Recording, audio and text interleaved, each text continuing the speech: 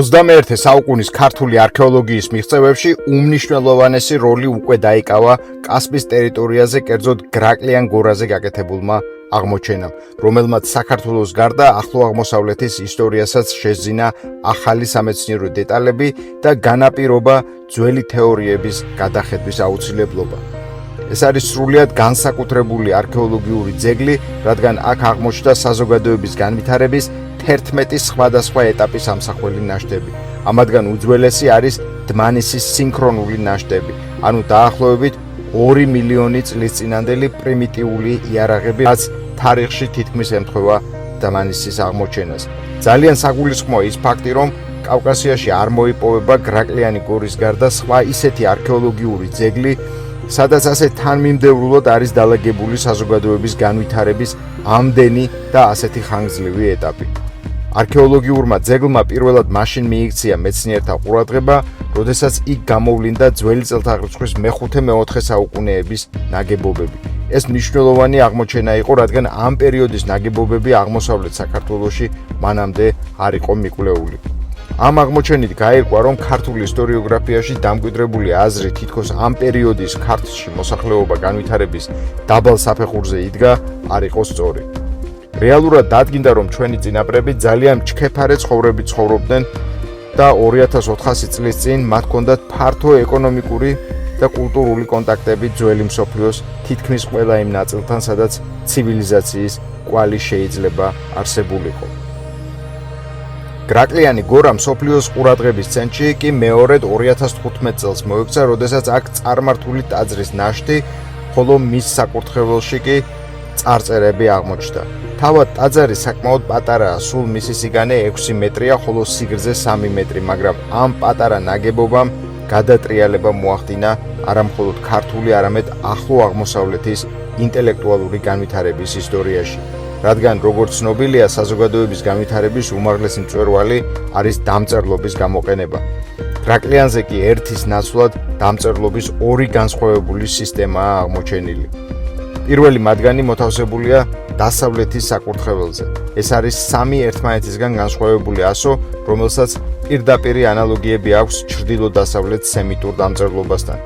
მეორე წარწერა კი მოთავსებულია ტაძრის ცენტრალურ ნაწილში, საკურთხევლის პოსტამენტზე და გრაფიკულად ძალიან მიაგავს არამეულ დამწერლობას.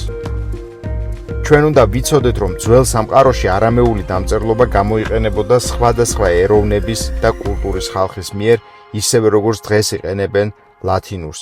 მაგალითად ვიცით, რომ ლათინურს იყენებენ იტალიური, ინგლისური, ფრანგული, გერმანული, ესპანური ენები და ასე შემდეგ.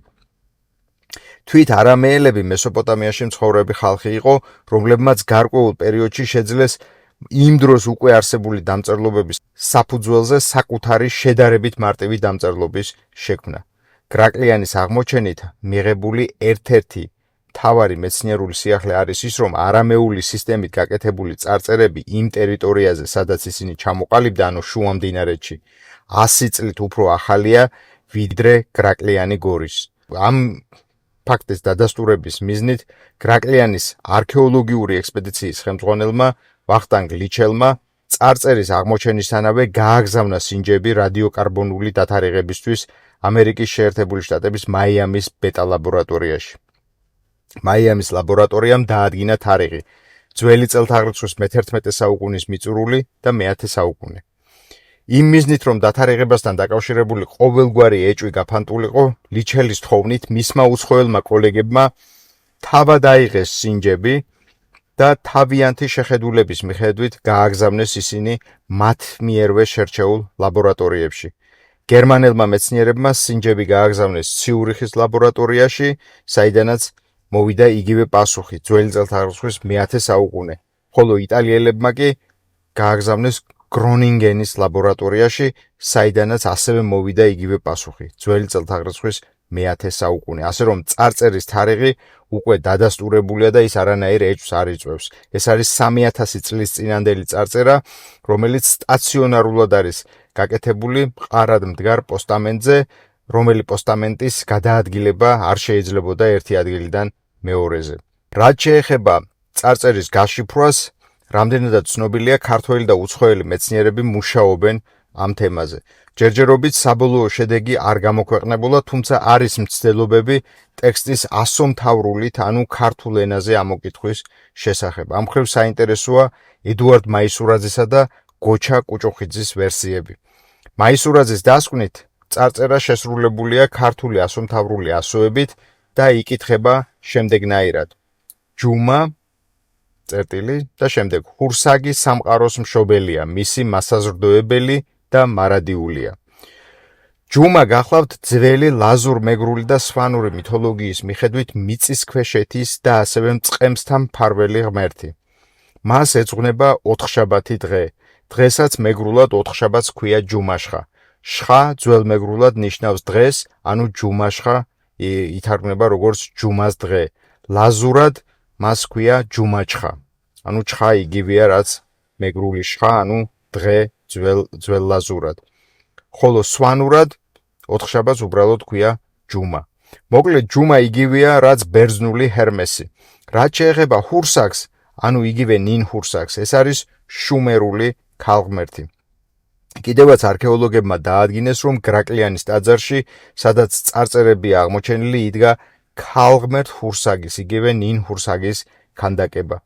ასევე საინტერესოა მაისურაძის მიერ გაკეთებული დასკვნა, რომ ქებაი და დიდებაი ქართული საენისაიში ნახსენები ფრაზა ახალმან ნინო მოაქცია ნიშნავს იმას, რომ ძველი ნინო იყო წარმართული ღვთაება ნინ ჰურსაგი, ხოლო ახალი ნინო წმინდა ნინო კაბადოკიელი. რაც შეეხება გოჩა კუჭუხიძეს დასკვნას, კუჭუხიძის მიხედვით წარწერა ეძღვნება ჩვენთვის კარგად ცნობილ ღვთაება ზადენს. კუჭუხიძის მიხედვით ტექსტი იკითხება შემდეგნაირად: ზადენ შეხეწიღბე, ანუ ზადენ შეგვიბრალე. ზადენის და არმაზის კერპები აქამდე ცნობილი იყო როგორც ფარნავაზის მიერ შემოღებული ქართლში, ანუ საუბარია ძველი წელთაღრიცხვის მე-4-მე-3 საუკუნეებზე.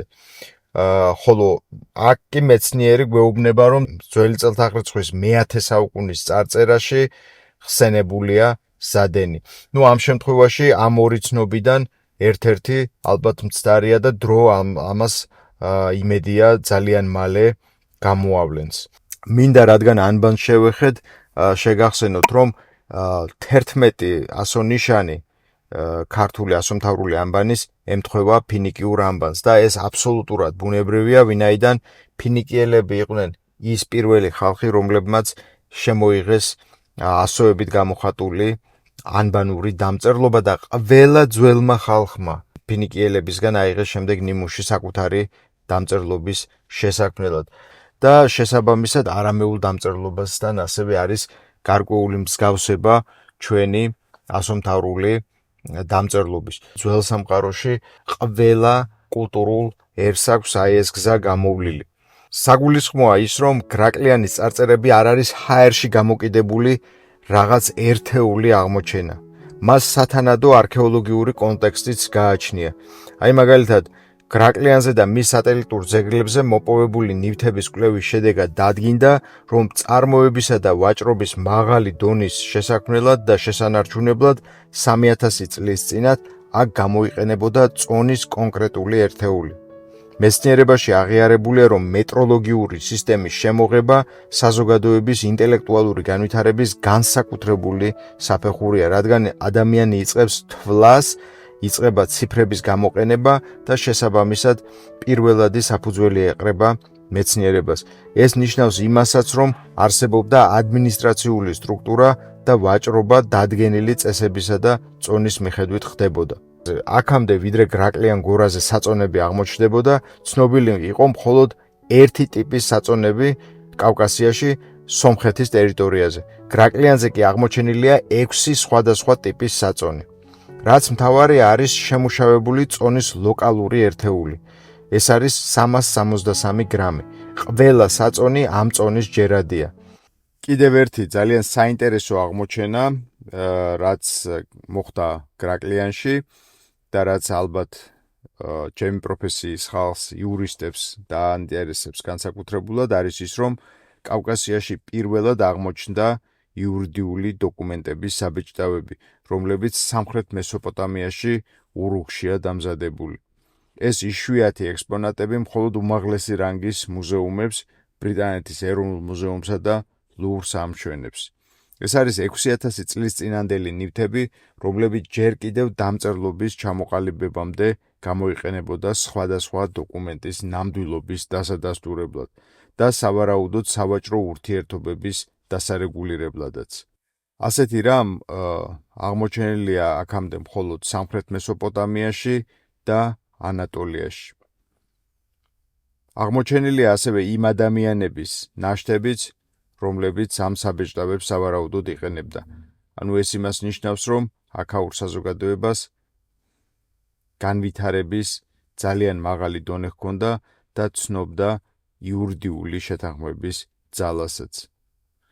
დღევანდელი გადაცემა დასასრულს უახლოვდება და არ შემიძლია არ გითხრათ გრაკლიანზე ერთი მნიშვნელოვანი რამ. ახლა ხომ ასეთი ამბავია ატეხილი ამ არქეოლოგიურ ძეგლზე, არადა თქვენ ხომ არ გონიათ, რომ მის შესახებ 2007 წლამდე არაფერი იყო ცნობილი.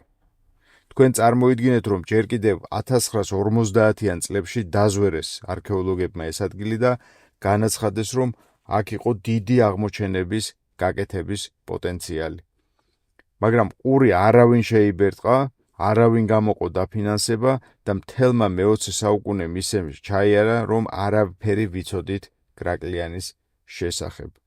და გრაკლიანის ეს ისტორია რო იქით იყოს, ახლა რა ხდება თუ იცით? ბატონი ვახტანგ ლიჩელი, გრაკლიანის ამ ისტორიული აღმოჩენის ავტორი, აცხადებს, რომ კვლევის თანამედროვე მეთოდების მეშვეობით შემუშავებული აქვს საკუთარი ვერსია, თუ სად მდებარეობს კოლხეთის გაუჩინარებული ქალაქი ფაზისი და რომ მზადაა დაფინანსების შემთხვევაში დაიწყოს არქეოლოგიური გათხრები. ეს ჩვენს ისტორიოგრაფიას და ჩვენს ქვეყანას ჰაერევით ჭირდება, მაგრამ ვინ არის გამკითხავი? დღეს მე ამ რიტორიკული კითხვით გემშვიდობებით შეგახსენებთ, რომ ეს არის მეტაისტორია, მეტი ვიდრე ისტორია. თუ მოგეწონათ გადაცემა, გამოიწერეთ არხი და ერთად ჩაუღრმავდეთ საქართველოს მიჭმალულ წარსულს. დიდი მადლობა ყურადღებისთვის. კარგად ბრძანდებოდეთ.